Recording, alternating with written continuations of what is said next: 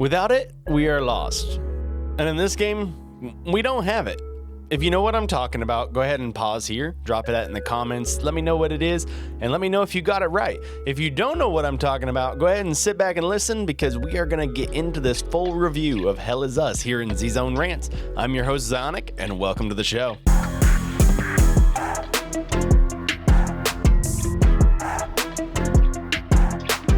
Okay guys, let's get into it. We're going to start obviously like we've generally done in these rants with the good.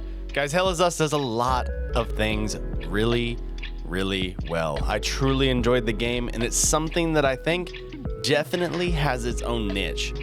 People are definitely going to like this game. It's going to have its own following. Some of the things they did good. The environment is one of them. It's extremely good. It's creepy. It gives you that horror vibe. You've got this war-torn country. There's bodies everywhere. There's even mass graves that just let you know about the annihilation. So it's not just the monsters. You actually get to see the evil that's in human beings as well. And surprise, surprise, it's not really that surprising. You get to see the dark side of humanity along with the creatures that are roaming the environment. The environment, it feels alive. The world feels alive. Whenever you're going through quests and side missions, you have a chance to gain story or information. You help the locals with what they're doing, which of course is good for the game to have an environment that's alive like that. There's even one quest where you're helping a musician get more music so the general doesn't execute him. I messed up. I didn't get that music for him. I thought I did. Apparently I didn't. Ended up with him being executed on a tank. So the environment evolves around you as you're playing, which I think is just a really good addition. It also goes in with the dialogue on the evolution. So as you're talking, you have to learn, which gives you more key points to talk about, which helps you find more dialogue interactions, which helps you learn more, which helps you find more key points for dialogue interactions. And it kind of makes it more like real life where you're actually learning as you go along and you're learning about the world as you go along also. So I really kind of liked that. I can't really say much for music composition or anything, to be honest with you. I wasn't really paying attention. That's how underwhelming it really is. There was no stage presence to the music, no major uplifting highlights, which is kind of sad if you think about it. But I mean, a game is not about music. It's definitely about the game. It just kind of is good for the environment, so I figured I would mention it here. Now we're going to get into more or less the actual gameplay. Now, to answer the earlier riddle of what I'm talking about a compass, or a mini-map works, or anything really to help you navigate this game besides talking to random strangers. The game touts itself on this fact. On purpose, it touts itself that it's not going to have any map markers, any quest markers, any mini-map or stuff like this. Okay, that's cool and all. My problem is that I have a tablet, I have a drone, and I have advanced technology, but you're telling me I can't get a map of the area? So I like what they attempted to do with it. I feel like for me, I just don't think it really worked out for me in reference to my immersion in the world. Anyway, some people, they may enjoy being lost, and then the thrill of finding their way through and on their own power, that may be the thing that is for them. I, for one, I think I'm going to pass on this aspect of the game. I didn't really like it. And to me, because it was such a major aspect of the game, it was a major hit to what my ideation of the rating is going to be. Now, when it comes to like their leveling system, I also think that their use of weapon leveling versus like actually leveling your character, I just wasn't a huge fan of it. The fact that you've got to constantly level this weapon, but you can't level like constitution or anything like that, so that you're not just getting obliterated in later stages, is kind of a hit to me. And especially since I think a big influencer is I'm making content, and at one point when I was trying to keep up with the difficulty creep, I had to how shall we say this, cheese a little bit and get some really advanced weapons. Now, the cheese is available for anyone, and it's actually available from like the start of the game. It's no spoilers in this, but it's you can look it up online if you want to. It's not hard to get, and I feel like that's kind of an inclination of what it is anyway. If the developers were like, well, We know a lot of people are going to hate this. Let's go ahead and give them some good weapons. I had to do all this so that I wasn't falling behind while I'm trying to play. The game, it simply encourages grinding. It's a very grindy game.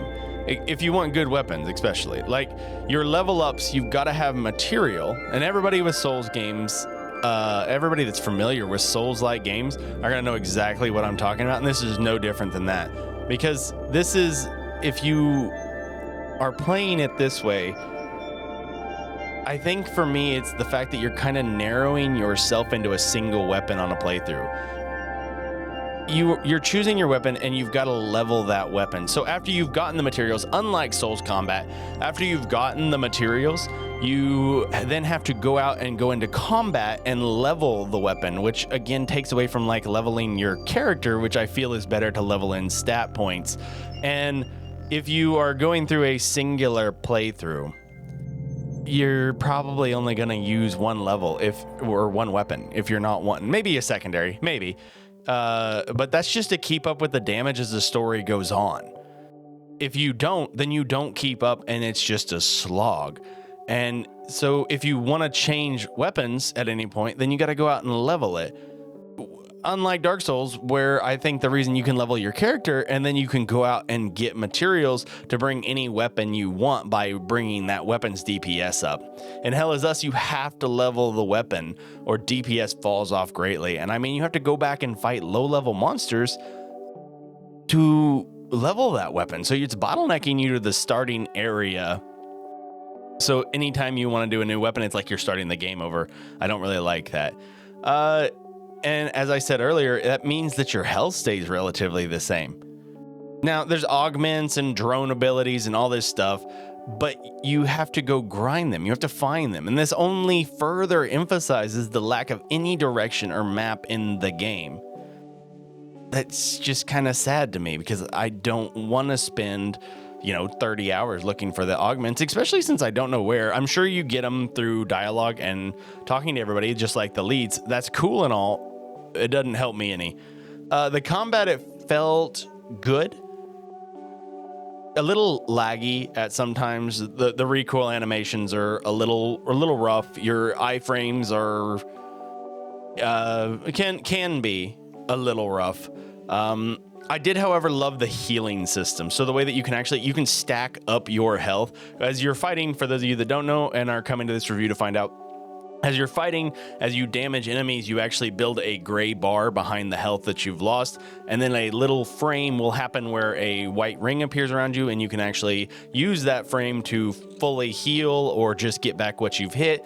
I think that is awesome, and I think it's a great innovation in this style of game to not have like an Estus flask or anything like that, but to have an ability to heal out. So I'm definitely not booing, actually. Believe it or not, I actually really like the game. I'm probably going to play it off camera again. It just wasn't viable for playthrough and I decided to move on. But I am going to play off camera because the world has so many side quests, but no quest markers. So you spend a lot of time looking around and that just doesn't make for very exhilarating gameplay for everyone else. And again, mindless exploration is necessary to get good items and drone powers. Plus, I really like to try out a different kind of weapons and learn different executes and all of that. And when it comes to combat, I want to know, the executes leads me into the parry mechanic. Parry mechanic in this game is essentially when an enemy is attacking, they will turn red, and then you can counter that by blocking that. And essentially it then takes down their exhaustion meter, and then once they're exhausted, you can actually execute them. I like the parry mechanic. Now, the one thing I will say about the parry mechanic, I wish there was a few more red smoke zones or a few more blockable, but it was more consistent. The red smoke zones is the indication that you can block it or parry it. I wish there was a few more of them. It felt very different in between, like it wasn't consistent. It almost felt like combat could degrade to you just sitting there blocking, waiting for a red frame, which to me is kind of sad. It kind of bummed me out a little bit. one of the other things that kind of is a takeaway on this game for me, and I'm actually really bummed about, is that there doesn't seem to be bosses. So one thing that I like so much, and I know this isn't Dark Souls. I know. I promise I know. And I also know that I compare a lot of games to Dark Souls because it seems that a lot of them are trying to be Dark Souls. But there's no bosses. There's some harder enemies like a mini boss that has 4 or 5 little mini-me's and it just keeps summoning. That's just for the environment and for the feel. That's just nothing in comparison to that Dark Souls thing of you walk in, the music lifts, the boss room goes, it's picking up, it's giving the emotion, and boom, down comes the boss health bar, goes across the screen, and you're just like, yes, I've got this, and then you die. You're like, oh, crap. And you run back to the boss arena and it does it again and again. And each time you get that dopamine smack right to the face of, I'm gonna get it next time. And when you finally do beat that boss, you get this release that's just like, yes. In fact, the health bar being as prevalent as it is in Dark Souls makes it to where you can even rush and ruins you. And I feel that's just taken away in here. At least make it so the health bars are across the bottom of the screen if you're gonna make a quote unquote tough enemy. Or maybe I just didn't get far enough in the game. That's very possible. I don't think so, because I definitely got more than halfway. So maybe your dopamine smack comes from solving these little mini puzzles and getting all these new items and exploring all over the map and just wandering aimlessly through the environment. That's cool, and I think that's what this game is supposed to be. And if that's the case, then this game is for you. Go ahead and buy it. The price point for buying it ain't bad. It's $50, man. It's $50. You get a pretty great game, and it's definitely below the regular price point, but that's a good thing. I mean, I really like the lower price point. It would have probably made me give a worse review if I was sitting here going, I just spent $80, because it's definitely not an $80 game, but for the price point of $50, I mean, make sure you're into this kind of game before you buy it, but it's definitely worth that. So let's get into the rating. I'm gonna say I have to, out of a rating out of 10, I'm gonna say probably, overall, I'm gonna say probably a 6 out of 10. Now, we want to say that for what the game was trying to do, like on a rating of did the game deliver what the game was supposed to deliver? Yeah, 8 or 9 out of 10. I mean, they did what they said they were going to do. They made a game that had no direction, no compass, no anything, no way to find where you're going. Good luck exploring the land and good luck talking to everybody. And whereas I think I'm glad they're trying to innovate, I think for me, it missed the mark. I don't think I really enjoyed that aspect of the game. And maybe some people did. I'm sure there's masochists out there, but I almost felt like it made it a slog for information rather than trying to play the game. And for me, that makes it miss. So if you guys are into going around and collecting and are just spending a lot of time in game collecting items rather than playing through the story in an effort to keep up with monster difficulty creep, then yeah, this game is for you. And like I said, I'm gonna play it off screen. But if you are one of those people that want to jump into a game, you want to get into a story, you want to keep going, you want to enjoy it, then this game is definitely, it's not for you. You are gonna have to put some time into it. You're gonna have to grind a little bit. Or here's the thing, you can cheese it. They put items in the game, which some people are against and some people are not. I'm not really against it. In the long run, I'm trying to get done with the story. I can do all the exploring stuff later after I've beaten the story when I come back in New Game Plus. So if you're against cheesing and you don't want to spend the time running around collecting items to increase your power and increase your damage and all that to keep up with areas that you're going into, this game's not for you and it won't be worth your money. The rant is probably going to be a little shorter than the other ones I've done, and it's because I don't really have anything super bad to say about the game. It definitely didn't frustrate me to the point of quitting. It didn't really make me upset. It overall kind of solid, kind of not, and it did what it was intending, but overall for me, it was good but fell flat on delivery. This isn't one that I'm going to be like, yeah, I'm going to play through it again. I would probably refund at this point, but obviously I've put too much time into it and I can't. So I might as well get what I can out of it, which that feels kind of wrong to me also, because this almost feels like, well, I guess I bought it, so now I have to do it. It's kind of there. I mean, anyway, guys, this has been my review of Hell of Us. Thank you for listening. Thanks for coming out and if you enjoy this content, go ahead and drop me a like, drop me a comment. If you think I'm wrong, correct me. I know a lot of people love to do that. I'm not an idiot, but I will debate you. I don't care. Go ahead and drop a like, comment, hit the subscribe button on your way out, and I'll see you in the next one.